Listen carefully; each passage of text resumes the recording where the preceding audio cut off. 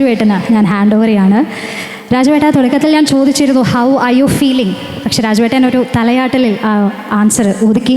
So first question that I would like to ask us, ഇപ്പോൾ നാളെ ചിത്രം തിയേറ്ററിലേക്ക് എത്താണ്, what is the exact emotion in your mind? Nervousness, excitement, happiness, എന്താണ് കറക്റ്റായിട്ട് പറയുകയാണെങ്കിൽ? വലിയ സന്തോഷം. ആദ്യം തന്നെ ഇവിടെ എത്തിച്ചേർന്ന എല്ലാ മാധ്യമ സുഹൃത്തുക്കൾക്കും ഒരുപാട് നന്ദി. ഞാൻ ഈ സിനിമയുടെ ഒരു പോസ്റ്റ് പ്രൊഡക്ഷൻ മാർക്കറ്റിംഗ് ക്യാമ്പയിൻ തുടങ്ങിയ കാര്യങ്ങൾ കൺസീവ് ചെയ്തപ്പോൾ എൻ്റെ മനസ്സിലുണ്ടായിരുന്ന ഒരു മാർക്കറ്റിംഗ് ഡിസൈനുണ്ട്. അത് പൂർണ്ണമായും എക്സിക്യൂട്ട് ചെയ്യാൻ സാധിക്കാത്ത ഒരവസ്ഥയിലാണ് ഞാൻ ഇന്ന് നിൽക്കുന്നത്. കാരണം പല കാര്യങ്ങൾ കൊണ്ടും പല തടസ്സങ്ങളുണ്ടായിരുന്നു. നമുക്കൊരു പക്ഷേ ഒരു അവസാനത്തെ ഒരാഴ്ചയൊക്കെയാണ് സത്യത്തിൽ എനിക്ക് എൻ്റെ മനസ്സിലുണ്ടായിരുന്ന കുറേ കാര്യങ്ങൾ എക്സിക്യൂട്ട് ചെയ്യാൻ സാധിച്ചത്. അതിന് നന്ദി പറയേണ്ട ഒരുപാട് പേരുണ്ട്. ഒന്ന് എൻ്റെ നിർമ്മാതാവ് ശ്രീ ആൻ്റണി പെരുമ്പാവൂർ, ശ്രീ ഗോകുലം ഗോപാലൻ സർ, കൃഷ്ണമൂർത്തി, ഗണേഷ് ഇവിടെ ഉണ്ടോ? ഇല്ല, ഗണേഷ് പിള്ളെ, അങ്ങനെ എന്നോടൊപ്പം നിന്ന് ഈ ഒരു വളരെ ചുരുങ്ങിയ സമയം കൊണ്ട് ഒരു ഇന്ത്യ ഒട്ടാകെ ഓടി നടന്ന് ഈ സിനിമയെക്കുറിച്ചുള്ളൊരു അവയർനെസ് ഞങ്ങളാൽ കഴിയുന്ന വിധം എല്ലാ മുക്കിലും മൂലയിലും എത്തിക്കാനുള്ളൊരു ശ്രമം ഞങ്ങൾ നടത്തിയിട്ടുണ്ട്. പക്ഷേ ആ ചുരുങ്ങിയ സമയം കൊണ്ട് ഞങ്ങൾ ഈ ചെയ്ത കാര്യങ്ങൾക്കെല്ലാം ഇത്രയും വലിയൊരു വിസിബിലിറ്റിയും ട്രാക്ഷനും തന്നത് നിങ്ങളാണ്. അതുകൊണ്ട് ഒരുപാട് നന്ദി എൻ്റെ മാധ്യമ സുഹൃത്തുക്കളോട്.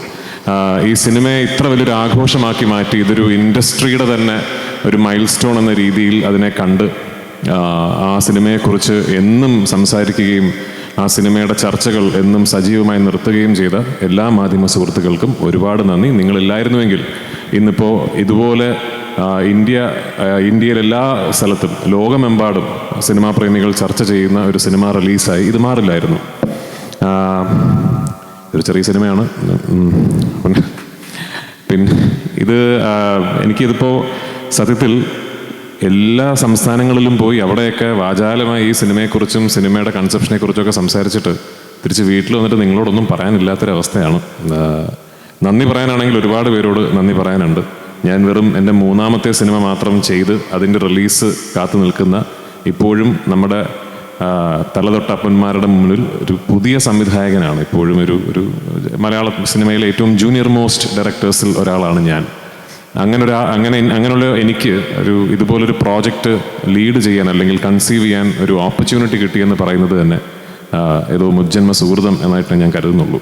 അതിന് ഞാൻ ആദ്യം നന്ദി പറയേണ്ടത് മുരളി ഗോപിയോടാണ്. എൻ്റെ ബ്രദർ, എൻ്റെ റൈറ്റർ, മൈ കോ ക്രിയേറ്റർ. ഞാൻ സംവിധായകനാകാൻ കാരണം ശ്രീ മുരളി ഗോപിയാണ്. അദ്ദേഹമാണ് എന്നോട് ഒരു കഥ പറഞ്ഞിട്ട് ഇത് രാജു സംവിധാനം ചെയ്യുന്നോ എന്ന് ചോദിക്കുന്നത്. ആ ചോദ്യത്തിലാണ് ലൂസിഫർ സംഭവിക്കുന്നത്.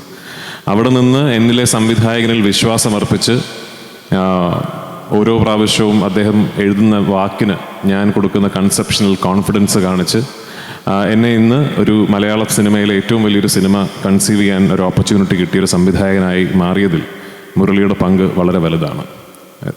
2, ശ്രീ ആൻ്റണി പെരുമ്പാവൂർ.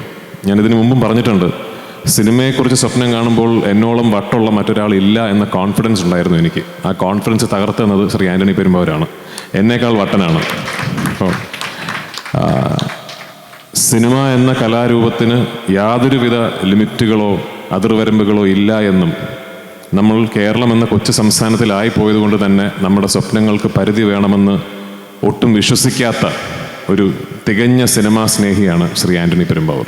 അങ്ങനെ ഒരാളെ എൻ്റെ നിർമ്മാതാവായി ലഭിച്ചതിൽ ഞാൻ ഒരുപാട് സന്തോഷിക്കുന്നു. ദൈവത്തോട് നന്ദി പറയുന്നു. ലാലേട്ടൻ, ഇത് നമ്മളൊക്കെ ഇവിടെ നിന്ന് എന്ത് സംസാരിച്ചാലും ഇത് സംഭവിക്കാനുള്ള കാരണം ലാലേട്ടൻ്റെ ഭാഗത്തു നിന്നുള്ള ശരിമനെ ആണ്. അപ്പോൾ അദ്ദേഹം എൻ്റെ അടുത്ത് നമ്മൾ ഈ സിനിമ ചെയ്യുന്നു എന്ന് പറയുന്നിടത്താണ് ലൂസിഫർ സംഭവിക്കുന്നതും. ലൂസിഫറിൻ്റെ 2ാം ഭാഗം ആയ എമ്പുരാൻ മുരളിയും ഞാനും കൂടി കൺസീവ് ചെയ്തതിന് ശേഷം സത്യത്തിൽ ഞങ്ങൾ തമ്മിലുള്ള ആദ്യത്തെ ഡിസ്കഷൻ ഇത് നടക്കില്ല കേട്ടോ എന്നായിരുന്നു. കാരണം എനിക്ക് അപ്പോഴേ മനസ്സിലായി, ഞാനത് ഒരുപാട് വലിയ രീതിയിൽ സ്വപ്നം കണ്ടുപോയി എന്ന് എനിക്ക് അപ്പോഴേ മനസ്സിലായി. അങ്ങനെ ഞാൻ ആക്ച്വലി വിളിച്ച് വലിയ ബിൽഡപ്പ് ആയിരുന്നു ലാലേട്ടനോടും ശ്രീ ആൻ്റണി പെരുമ്പാവൂരിനോടും. ഞാനൊരു സ്ക്രിപ്റ്റ് പറയാൻ വരുന്നുണ്ട്, അതൊന്ന് പ്രിപ്പയർഡ് ആകണം, അത് നിങ്ങളൊന്ന് ഇരുന്ന് കേൾക്കണം എന്നൊക്കെ പറഞ്ഞ് ഞാൻ ദുബായിൽ ശ്രീ ആൻ്റണി പെരുമ്പാവൂരിൻ്റെ ഓഫീസിൽ പോയി അവിടെ വെച്ചിട്ടാണ് ലാലേട്ടനോട് സ്ക്രിപ്റ്റ് പറഞ്ഞ് കേൾപ്പിക്കുന്നത്. എൻ്റെ മനസ്സിൽ ഒരു 50% വിശ്വാസമേ ഉണ്ടായിരുന്നുള്ളൂ ഇത് ചിലപ്പോൾ ഇത് നടക്കുമെന്ന്. പക്ഷേ ഞാൻ ആ സ്ക്രിപ്റ്റ് മുഴുവൻ ഈ സിനിമയുടെ എൻ്റെ കോർ ടെക്നീഷ്യൻസിന് പുറമെ ടെക്നീഷ്യൻ ടീമുകൾക്ക് പുറമെ ഈ സിനിമയുടെ ഒരു മുഴുനീളം, എൻ്റെ നറേഷൻ വലിയ ദൈർഘ്യമുള്ളതാണ്. ഒരു 6 മണിക്കൂറോളം എടുത്തിട്ടാണ് ഞാൻ സിനിമയുടെ കഥ പറയുന്നത്. ആ ഒരു 6 മണിക്കൂർ ദൈർഘ്യമുള്ളൊരു നറേഷൻ കേട്ട രണ്ട് വ്യക്തികൾ ലാലേട്ടനും ശ്രീ ആൻ്റണി പെരുമ്പാവൂരുമാണ്. അപ്പോൾ ഞാൻ ആ ഫുൾ നറേഷൻ കഴിഞ്ഞപ്പോഴും ലാലേട്ടൻ ശരി മോനെ എന്നാണ് പറഞ്ഞത്. അപ്പോൾ അവിടെയാണ് ഈ സിനിമ ഓണാകുന്നത്. അപ്പോൾ ലാലേട്ട, താങ്ക് യു സോ മച്ച് എന്നോടൊപ്പം നിന്നതിന്, എന്നിൽ എപ്പോഴും ഇത്രയും വിശ്വാസം കാണിക്കുന്നതിന്, പലപ്പോഴും എനിക്ക് പോലും എന്നിലില്ലാത്ത കോൺഫിഡൻസ് എന്നിലുണ്ടായതിന്. ഇനിയും തരണേ ഡേറ്റ്. ഗോപാലൻ സർ, ഈ ഞാനങ്ങനെ വലിയ രീതിയിൽ നിമിത്തങ്ങൾ, കോയിൻസിഡൻസസ് എന്നൊക്കെ പറയുന്ന കാര്യത്തിൽ വലിയ രീതിയിൽ അങ്ങനെ വിശ്വാസം വെച്ച് പുലർത്താത്ത ഒരാളാണ്.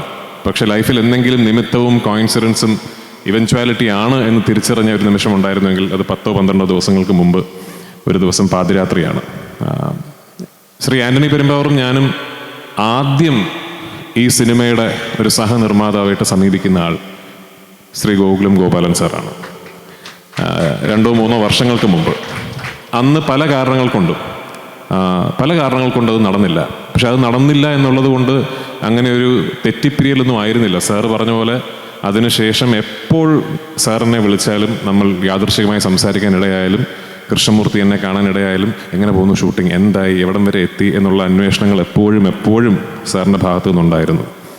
ഞാൻ നേരത്തെ പറഞ്ഞ പോലെ ഒരുപക്ഷെ നിമിത്തമായിരിക്കും കറങ്ങിത്തിരിഞ്ഞ് എത്രയോ വർഷങ്ങൾക്ക് മാസങ്ങൾക്ക് ശേഷം ഇത് ഒരു ഗോകുലം ആശീർവാദ് സിനിമയായി തന്നെ സിനിമാ പ്രേമികൾക്ക് മുന്നിൽ എത്തണം എന്നുള്ളത് ഒരു നിമിത്തമായിരിക്കും. അപ്പം അതിന് ഒരു പ്രതിസന്ധി ഘട്ടത്തിൽ ഒരു ഫോൺ കോളിൻ്റെ അടിസ്ഥാനത്തിൽ സാർ ഇത്രയും വലിയൊരു തീരുമാനമെടുത്ത് ഈ സിനിമയിലും എന്നിലും ഈ ടീമിലും കാണിച്ച വിശ്വാസത്തിന് ഒരുപാട് നന്ദി. Thank you so much.